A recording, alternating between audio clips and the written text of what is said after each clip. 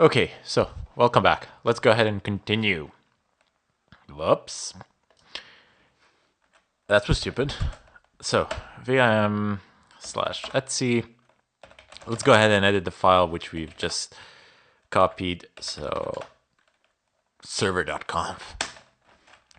There are a few things which we need to change in here. So the first one is DH10, I think, was it? Yep. So the Diffie-Hellman parameters. Never could pronounce this right. I'm butchering the name. I know, I understand, but yeah, what can I really do about it? So let's go ahead and change this to 2048. 2048-bit keys. I'm looking for 4 and 8, if you're wondering what I'm doing with my keyboard at the moment. Okay, so that's done.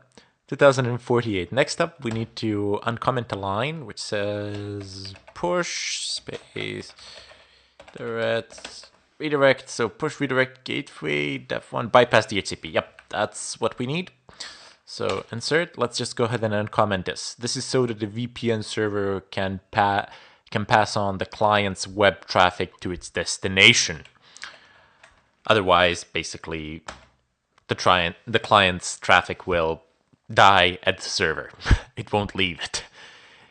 So next up, it's push space DHCP dash option, I think. Yep, there we go. So we have the two DNS servers, which we will be utilizing.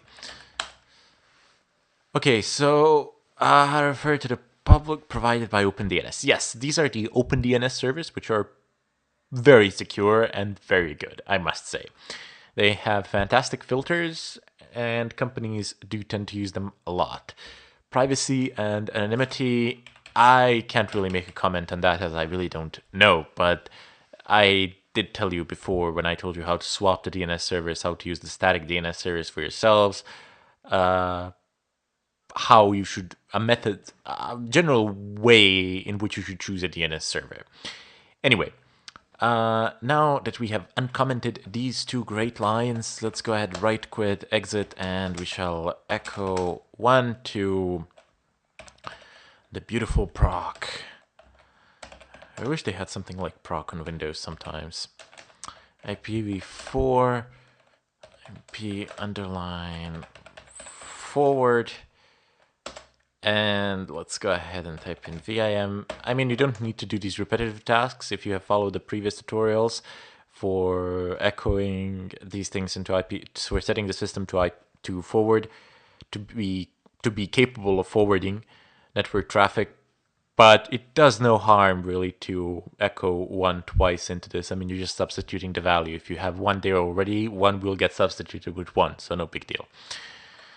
Let's see, sysctl.conf, and we are looking for our line net.ipv4.ip underline forward. Okay, so let's go ahead and leave this there. So just uncomment it. That's all you really needed to do there. Nothing more. The firewall is configured. This is done. The proxy is installed. And let me just go ahead and check one more thing. I'm not sure if I actually done this in the previous tutorial, now that I come to think of it.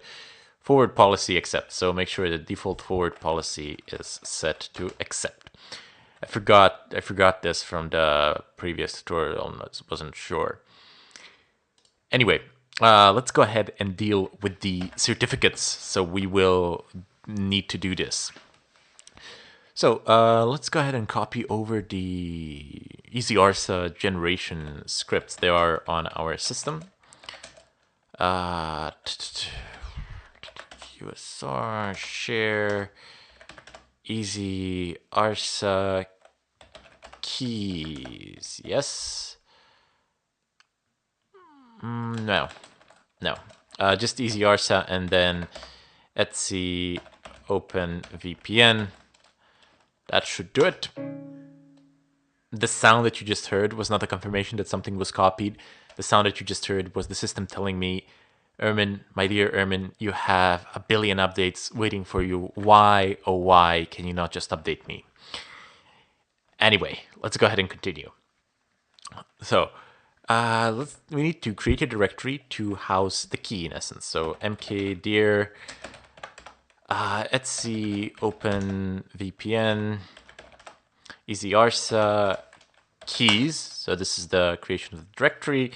And now we need to type in vim etc open VPN easyarsa vars. That was nice. Okay, so let's go down. There are some things which you can change here.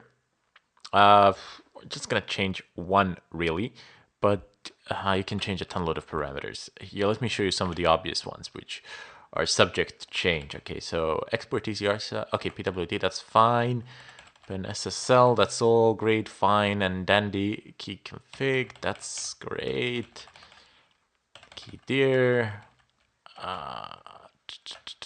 Yep, as you can see, export keydir is actually easyarsa /keys, but easyarsa is a variable here in this case. So let's go down, export key size, that's fine, 2048.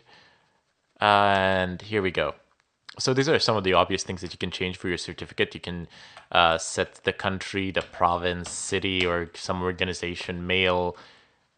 And I have no idea what this is, like my organizational unit. So you can, these are arbitrary, so you can set these pretty much to whatever you like, technically speaking. This is what I would like to change here. The key name is also arbitrary. Let's name it server. Very innovative. If you put it to something other than server, as it is arbitrary and you are entitled to it, make sure that your changes here reflect the changes throughout the tutorials, because I don't know how many changes I will make in advance. So just remember the name. That's all fine and dandy. Let me just go ahead and write and quit. Next up, we will need to actually go ahead and generate the certificate, and this might take a while. So let me just show you something. app-get install htop. And htop, this is like one CPU core, and take a look at the amount of RAM that's available. Now, let me just go ahead and do something else. Okay, this is the previous IP address. I don't really have this one. This is probably not terribly important what I am doing right now, but I wanted to show it to you anyway. I don't know, I guess some sentimental reasons. Okay, there we go. So I'm connected again to the same server, just via a different terminal. You can have multiple SSH connections coming in from the same place, so that's fine. The CPU usage basically is practically idle at the moment, and memory, it's like 52 megabytes out of 400 out of the entire 494. But now I need to generate the certificate. So if I type in open, of course, this part here, this is not something that you need to do. This is just something that I'm doing as a demo. Open SSL, it has nothing to do with OpenVPN. So this part does, though. We need to generate the certificate. DH param-out /etc open VPN DH 2048 .pem and 2048. Whew. Okay, so it's working. And okay, there we go. There we go. So the CPU core is basically maxed out. The CPU core is, I believe, 1.8 gigahertz. It's Intel Xeon. It's not going to take like forever, but it certainly will take a good amount of time. Maybe a couple of minutes, and that's it. So when it's done, I'll come back in the follow-up tutorial.